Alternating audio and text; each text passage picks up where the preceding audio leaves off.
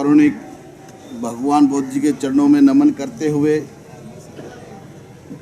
मनवाद की रीढ़ की हड्डी को अपने जूते की ठोकर मारकर तोड़ने वाले पेरियार रामास्वामी जी के चरणों में नमन करते हुए और बहुजन समाज को बहुजन नायक मोतियों की माला की तरह इस बहुजन समाज को एक धागे में पिरोने वाले माननीय काशीराम जी के चरणों में नमन करते हुए और इस भारत देश को शिक्षा का ज्ञान बांटने वाली सावित्रीबाई फूले के चरणों में नमन करते हुए और इस भारत देश को परमाणु शक्ति देने वाले एपीजे अब्दुल कलाम जी के चरणों में नमन करते हुए और लंदन में जाकर जनरल डायर की छाती में गोली मारकर शहीदों में नाम दर्ज कराने वाले भाई ऊधम सिंह के चरणों में नमन करते हुए और यशस्वी वक्ता स्वतंत्र भारत के प्रथम कानून मंत्री और इस भारत को सबसे बड़ा लिखित संविधान देने वाले डॉक्टर BR अम्बेडकर जी के चरणों में नमन करते हुए और हमारे बहुजन समाज में संत गुरुओं और तमाम महापुरुषों को नमन करते हुए हमारे मंच पर विराजमान मेरे साथ चलकर आए महानगर अध्यक्ष मनोज जाटव जी और मुरादनगर विधानसभा अध्यक्ष हरेंद्र जी और संगठन मंत्री रवि करदम जी और हमारे इस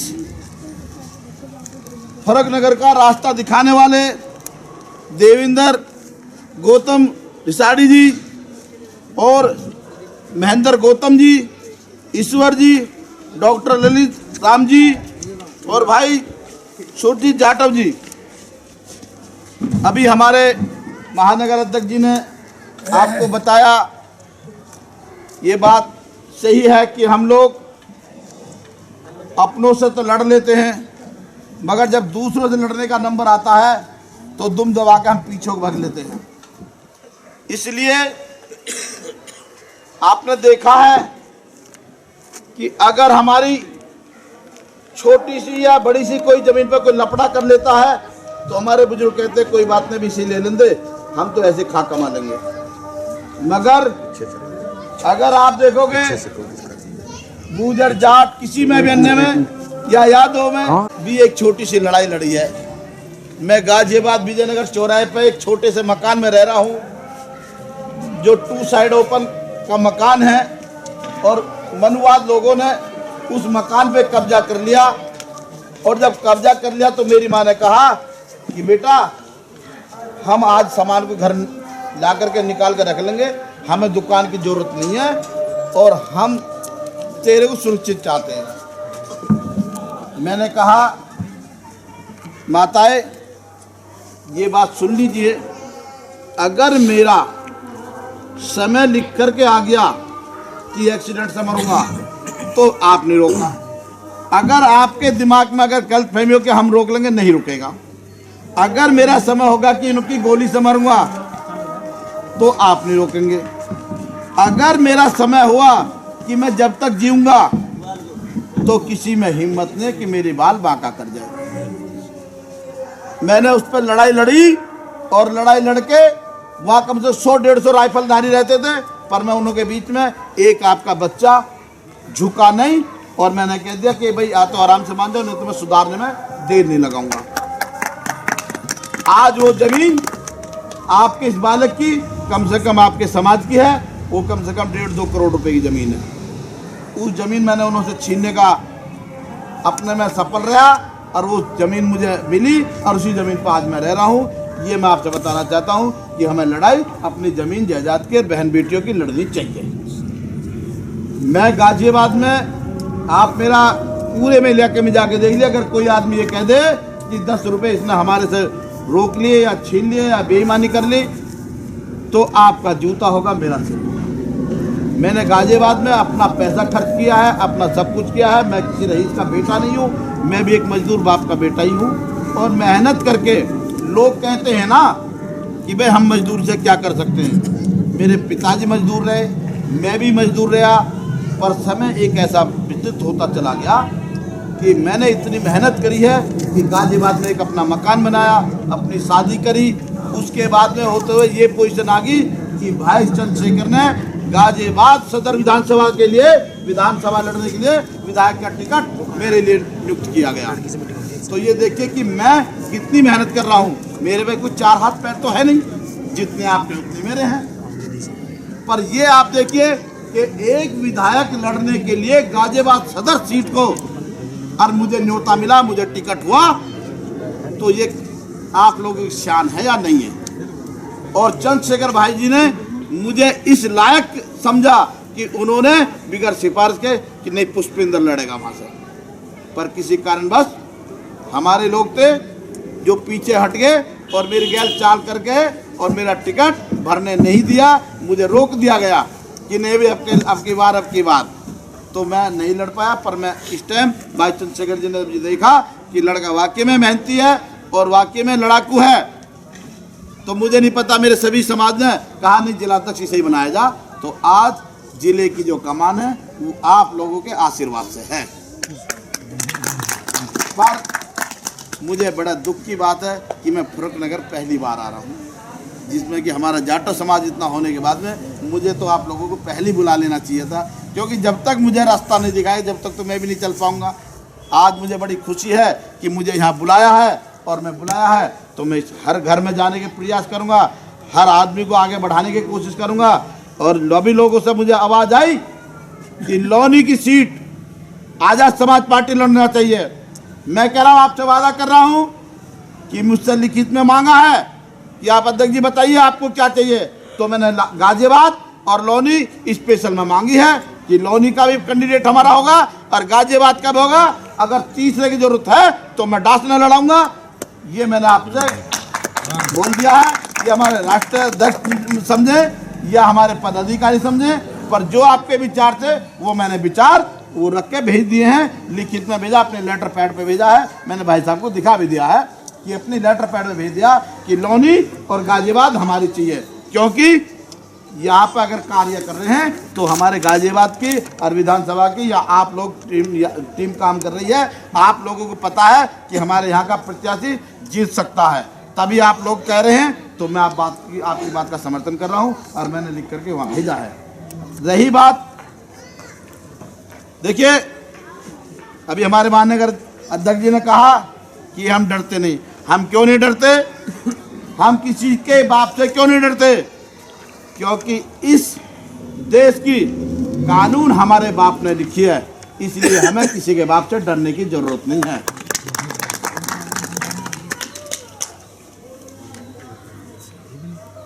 अभी कुछ दिन पहले की बात है कि हम काफ़ी मेहनत करते स्थिति हमारी थोड़ी डाउन हुई। पर डाउन होने के बाद में लोगों ने ये सोच लिया कि भाई आज़ाद समाज पार्टी कहीं नहीं, और पूरा प्रयास करने के बाद में हमें अपमान भी झेलना पड़ा। हमारे राष्ट्रीय अध्यक्ष जी को भी अपमान झेलना पड़ा। पर आप मान लीजिए हम अपमान झेल के ही आगे बढ़ते हैं। जिन्होंने हमारा अपमान करा, आज उन्हें इस बात का एहसास हो रहा है कि अगर हम पहले से ही उस भाई को, माननीय राष्ट्रीय चंद्रशेखर को सम्मान दे दे तो आज हमें सम्मान मिलता। अगर उन्होंने हमारा अपमान किया तो अपमान उन्हों का भी कम नहीं हुआ। उन्होंने अपनी उत्तर प्रदेश में, यूपी में अपनी सरकार बनाने का दावा कर रहे थे, पर उन्होंने देख लिया, उन्होंने दिमाग में गलतफहमी होगी कि किसान भी हमारे हो गए, जाटो भी हमारे हो गए, जाट भी हमारे हो गए, मुस्लिम भी हमारे हो गए। अब हमें किसी राष्ट्रीय अध्यक्ष की जरूरत नहीं है। पर जब डिसीजन आया तो मुक्की खानी पड़ी। तो उन्हें एहसास हुआ कि अब चंद्रशेखर की जरूरत है। तो अब आपके समर्थन से जो खतौली विधानसभा से हमारे मदन भैया जीते हैं, उसमें अगर सबसे बड़ा योगदान है तो दलित समाज का है। अगर दलित समाज अगर हट जाता और चंद्रशेखर भाई की बात को ना मानते तो आज मदन भैया विधायक नहीं होते। अगर आज जिताया है तो वो दलित समाज ने भाई चंद्रशेखर के कहने पे उन्हों को वोट किया, और वोट करने पे आज हमारा विधानसभा विधायक मदन भैया जीत करके सबसे पहले वो जो राष्ट्रीय अध्यक्ष उन्होंने थे उन्होंने दोहरे ना जा करके सबसे पहले उन्होंने सम्मान जा करके किया, तो आपके भाई चंद्रशेखर का किया। जीते ही वो चंद्रशेखर के पास में, तो ये होती है इज्जत। तो भाइयों आप लोग, मैं आपका भाई हूँ, आपका बेटा हूँ, आपका साथी हूँ, मैं इस जिले के कमान थामे हुआ हूँ। आप यहाँ से ज़्यादा लोग जुड़ें और ज़्यादा से ज़्यादा लोग जुड़ करके आज़ाद समाज पार्टी के हाथ मजबूत करें, उसके ज़्यादा अपने प्रत्याशी लड़ाएं और खुद भी लड़ें। ये नहीं है कि हम नहीं लड़ सकते। हम क्यों नहीं लड़ सकते? अरे हम पे पैसा ही तो कम है। पैसा क्या करेगा? पैसा धर के रह जाएगा। वोट तो हमारे पास है भाई, वोट बैंक तो हमारे पास है। अरे पैसा खूब बांटते रहिए। जब हमारी वोट डब्बे में ज़्यादा होंगी तो प्रत्याशी हमारा जीतेगा या पैसे वाले का जीतेगा? तो वोट तो हमारे पास है ना। तो हमें क्यों डरे? हम रईस है, हम हर तरह से, हमारे बुजुर्ग पहले भी राजा रहे हैं और आज भी हम राजा हैं। जो लोग कहते हैं कि हम इस देश के वासी हैं, हम देश के इस वासी हैं। जो और हम यहाँ आकर के हमें पराया बताने लगे हैं, जो चंद वोटों से जीत करके और अपनी एक सरकार बना करके हमारे साथ में जो गुमराह कर रहे हैं। और हमें, आपको पता है कि आपको पता नहीं पड़ रहा है, पर वो जगह चुप से लगा रहे हैं, आग लगा करके हमें कमज़ोर कर रहे हैं। जैसे कि हमारे सभी चीज़ों को प्राइवेट कर चुके हैं। रेल बिक गई, एयरपोर्ट बिक गए, जहाज बिक गए, पॉलिसी बिक गई। सब चीज़ बेचने के बाद में अब उन्होंने देख लिया कि पैसा तो हमने इकट्ठा कर चुके। अब उन्होंने ये देख रहे हैं कि इन लोगों को पढ़ाई लिखाई से वंचित करिए, क्यों ये आगे बोलना ना सके। आज हम लोग पढ़ लिख करके अगर हम बोलना सीखे हैं तो उन्हें इस बात का एहसास हो रहा है कि अगर इन्होंने पढ़ लिख करके अगर आगे बढ़ गए तो ये हमारा कभी भी गिरवान में हाथ डाल करके हमें बाहर फेंक देंगे। अब उन्होंने ये सिस्टम बनाना है कि अब हम शिक्षा को कैसे रोका जाए। तो अब उन्होंने सोच लिया कि जो कॉलेज हैं, डिग्री हैं, स्कूल हैं, अब उन्हें वो प्राइवेटाइजेशन करना चाह रहे हैं। और उन्हों पे इतनी ऐसी वो रख देंगे फीस, क्योंकि हम भर नहीं पाएंगे और हमारे बच्चे पढ़ नहीं पाएंगे। जब पढ़ नहीं पाएंगे तो हम आगे बोल नहीं पाएंगे, समझे। क्योंकि मेरे समय भी मैं भी एक गरीब से रहा हूँ। जिस तरीके से मुझे पढ़ना चाहिए तो मैं नहीं पढ़ पाया, मजबूरी रही है। आज हमें एहसास होता है, पर हम बेशक हमारे पढ़े लिखे हैं, पर हम उन्हों से ज़्यादा बढ़ के काम करें। जो हमारे पढ़े लिखे युवा हैं या पढ़े लिखे नौकरी पेशे वाले हैं, वो अपने परिवार को देख रहे हैं ओनली। अन्यथा जो हमारे पढ़े लिखे हैं उन्हें आगे बढ़ना चाहिए। जो हमारे नौकरी पेशे वाले हैं उन्हें हमारे समाज की मदद करनी चाहिए। क्योंकि वो सोच लें कि हम एक पढ़ाई लिखाई से नौकरी हम पा लिए हैं, पढ़ाई लिखाई से नहीं पाए हैं। आप इस संविधान से नौकरी पाए हैं। अगर इस संविधान ही है जो कि हमें सब कुछ मिला है, समझे। अन्यथा कुछ नहीं है। कि किसी ने कहा है कि ए रुतवा मेरे सर को, रुतवा मेरे सर को इस संविधान से मिला है। ये इज्जत भी मुझे इस संविधान से मिला है। औरों को तो मिला है, औरों को जो भी मिला है मुकद्दर से मिला है। अगर हमें मुकद्दर भी मिला है तो संविधान से मिला है। भाइयों, अगर हमें अगर किसी चीज़ से भी अगर लड़ाई से अगर लड़ने की जरूरत पड़ती है तो हमें संविधान से ताकत मिलती है। हम अगर कोई भी चीज़ की लड़ाई लड़ेंगे तो संविधान से लड़ेंगे। अगर संविधान अगर ना होता तो हम लड़ाई किसी की नहीं लड़ पाते। तो इसी के साथ में मैं कहना चाहता हूँ कि यहाँ सब युवा हैं और हमारे चंद्रशेखर भाई भी युवा हैं। मैं दूसरी एक और बात कहता हूँ कि संघर्षों के साए में असली आज़ादी पलती है। और इतिहास उधर मुड़ जाता है जिस और जवानी चलती है, जिस और जवानी चलती है। भाइयों, आप युवा हो, अगर चाहोगे जिधर को चाहे उधर की हवा बखेर दोगे, चिंता करने की जरूरत नहीं है। इसी के साथ मैं अपनी वाणी को विराम देता हूँ। जय भीम, जय भारत, खुदा हाफिज।